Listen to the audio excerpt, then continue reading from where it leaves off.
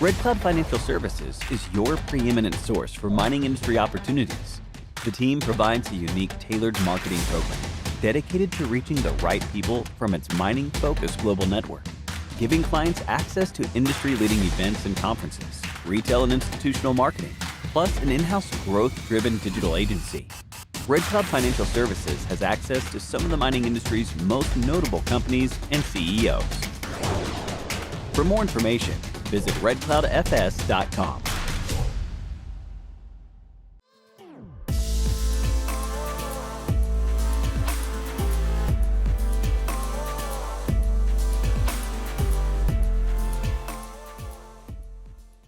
Good morning, everyone. Welcome to Digging Deeper. It's a real pleasure to be able to speak with Nikolaos, Cacos, who is the president and CEO over at Blue Sky Uranium. We've spoken to Nikolaos a couple of times on a number of different projects and companies with the Grosso Group. We're really excited to talk to you about uranium and where Blue Sky is looking with each kind of stepping stone in Argentina.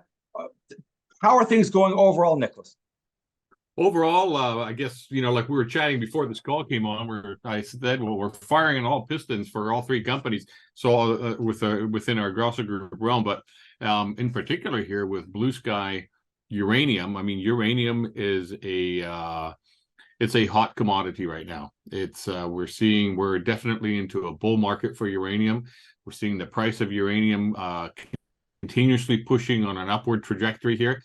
And what's exciting about this space that, this happened once before, about just over a decade ago.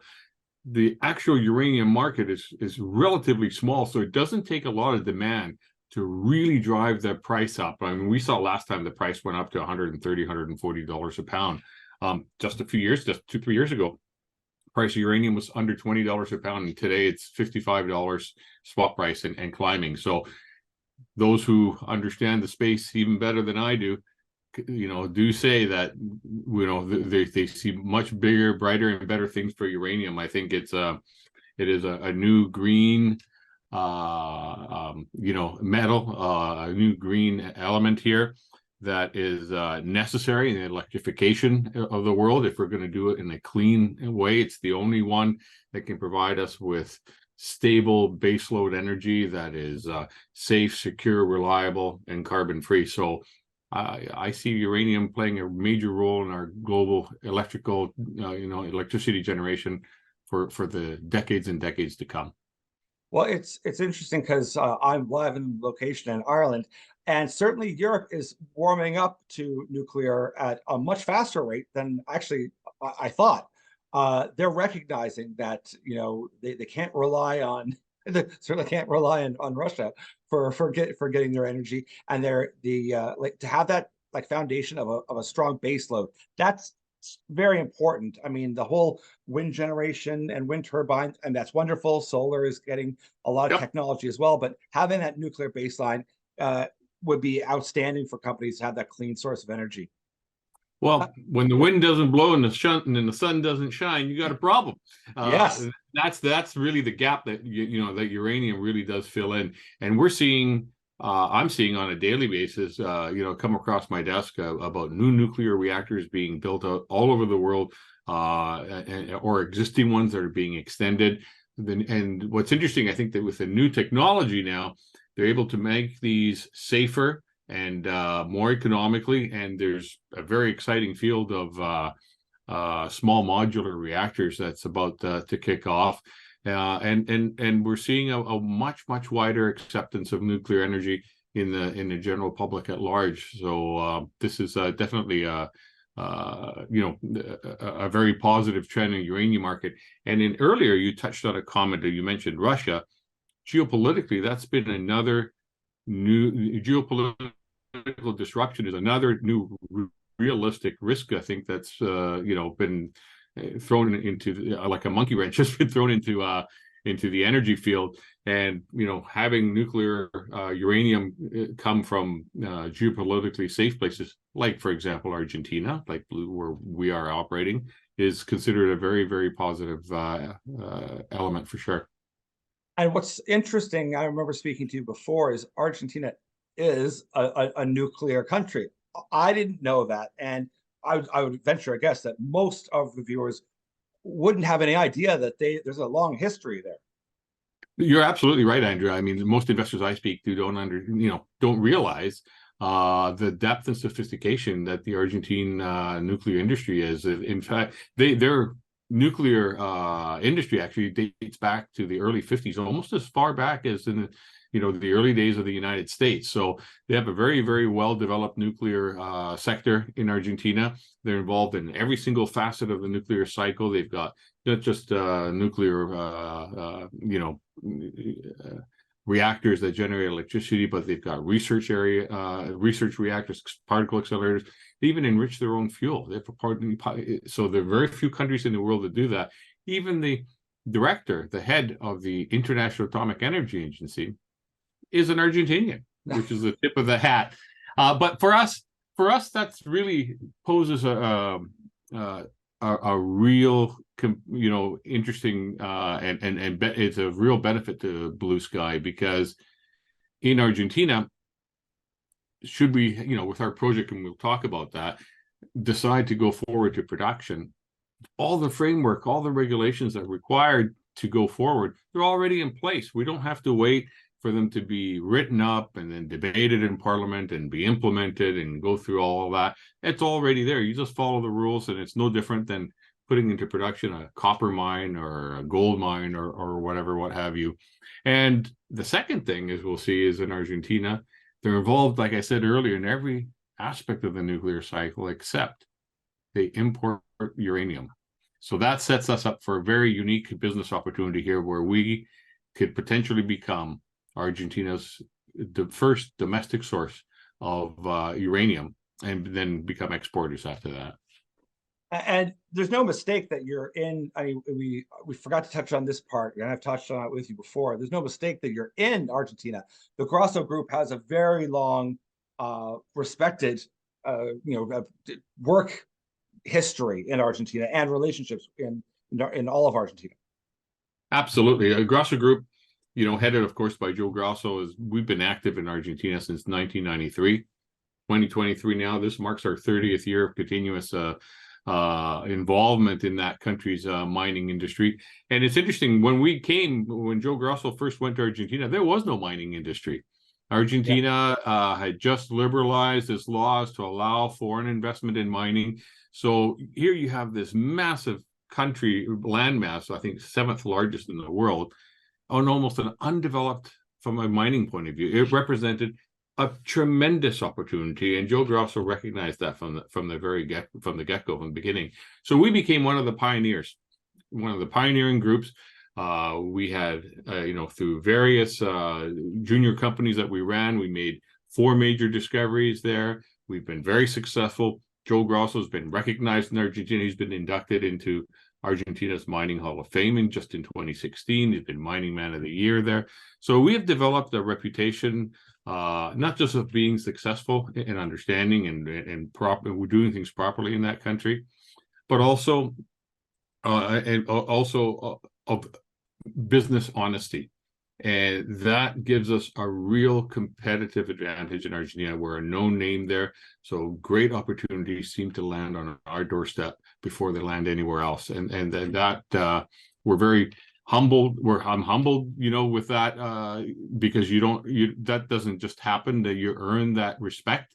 And we treat that very, very delicately, and with a lot of respect back to the people of Argentina.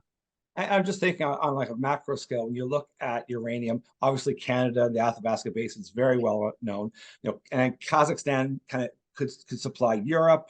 But if you look beyond Canada, really, there's a gap. So it's really great to see that you'd have Argentina. It could really become a hotbed, no pun intended, for all of South America. I mean, it could become a feeder system and kind of make up that gap that's there. That's right. Well, Kazakhstan, like you mentioned, they kind of, the way the uranium occurs there, it lends itself to being able to be extracted at a very, very low operating cost, some of the lowest in the world, and that's what gives them a competitive advantage. So that's why they supply more than half of the world's uranium comes from Kazakhstan. You look at the grades that they're putting out there, 0.03% uranium. Compare that with Athabasca, it's apples and oranges. But they have much more of it, and they're able to extract it much cheaper. It's the environment that it sits in. And that's really quite interesting, because that sets us up to what we've got in Argentina. The kind of deposit that we've discovered in Argentina is very much comparable to the kinds of deposits that are in Kazakhstan. In fact, about 4 years ago, we did a preliminary economic analysis, and we found that if it was in production, it would rank amongst the lowest in the world. Very similar, and to the costs that we find in Kazakhstan. And what's unique about our project is, just like in Kazakhstan, it's not just a single deposit. We have an entire new district. This district is enormous. It's over 145 kilometers in length, 50 kilometers wide. It's a massive corridor.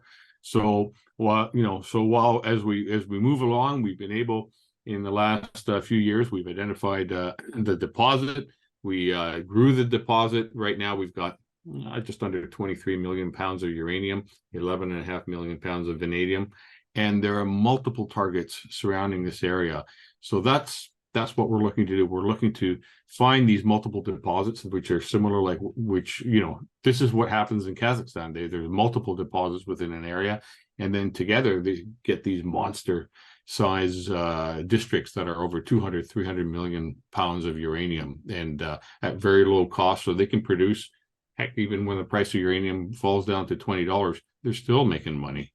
That's a very important thing to keep in mind too, is that I remember speaking to you before, and you'd said that the price point and the cost advantage you have in Argentina is outstanding. Right now, you're raising $2 million, and there's a warrant attached to that. That's going to go towards, you've got a number of projects that are going on. Where are you going to kind of place that money? What kind of projects are you looking? What are you thinking? What's kind of the steps forward from here with that money? Yeah, it's $1.5 million financing that we got going on right now that we've announced. And that's because we've got an ongoing drill program right now. And around the Ivana deposit that we have, there are 5 other targets that we're drilling out, because, as we find additional targets, say within a 30-kilometer radius, our idea is that when we decide to go to production, we could conceivably run this as one project, so like a hub and spoke with a central processing unit. So to ensure that there's enough funds there to continue going forward for these drilling programs, and these drilling programs aren't that expensive, because they're, the deposit sits from surface to the first 15 meters. So you don't need a lot of meters to be testing it out, and the drilling can be relatively quick. So we want to make sure that continues. And then on the other trend is last year we drilled out the deposit itself, and the idea there was to tighten up some of the spacing so we can upgrade the quality of the deposit from inferred to indicated, and then to update the resource calculation. We feel that we did some step out holes. There's some potential here that this deposit not just only upgrades, but it also expands. So that's another project that we're working on right now. So between drilling a couple more targets and updating our resource calculation, potentially our PEA, these are the more immediate milestones I think we can expect before the end of this year. That's really exciting too, when you hear, that's really shallow, 0 to 15 meters. That's outstanding. And if you can grow that, that would be a huge win. Yes, that's the real upside here, because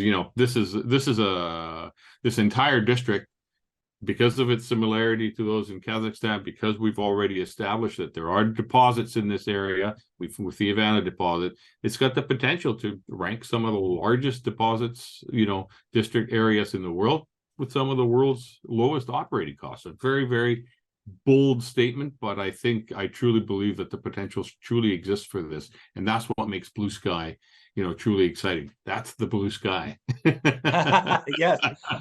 Well, this is what I've always liked about this project, is where it is, the fact that it's coming from a country that's stable, has a framework to work within uranium already. You already have. You're not starting from scratch. You already have a resource estimate, and you can expand upon it. And to me, I always like to envision, where could this product go? it doesn't have to go very far. You don't have to ship it. I mean, that's a huge win right there. You don't have to send it off to somewhere, and that alone. There's a pilot enrichment plant actually just 200 kilometers east from where our project is situated. Like, it stays there in Argentina. So that is a definitely real advantage for us. Well, this is exciting. This should be a very wonderful year for you. I'm looking forward to seeing what results you get from that. And like I said, that shallow of digging, that's a real treat, especially when you're used to hearing some real deep drilling. So that sounds quite well. And of course, in Argentina, you're pretty much all year round. You could work on these as well. Yeah. This is all year round. This is like cold prairies. There's it's very sparsely populated. It's flat. But the infrastructure there is excellent. Yes. That's because there's a big oil and gas industry there, just like the prairies. Yes. Well, excellent, Nikolaos. I really appreciate you jumping on the show here. We always like catching up with you, and uranium is hot. I mean, it's not going anywhere. People are starting to wake up to it, and you guys are positioned very strong. And I'm looking forward to seeing what the rest of the year brings for you. Well, I thank you for the opportunity, and I look forward to coming back and delivering more positive news, hopefully. Excellent. All right. Well, enjoy the rest of your day. You too. Thank you.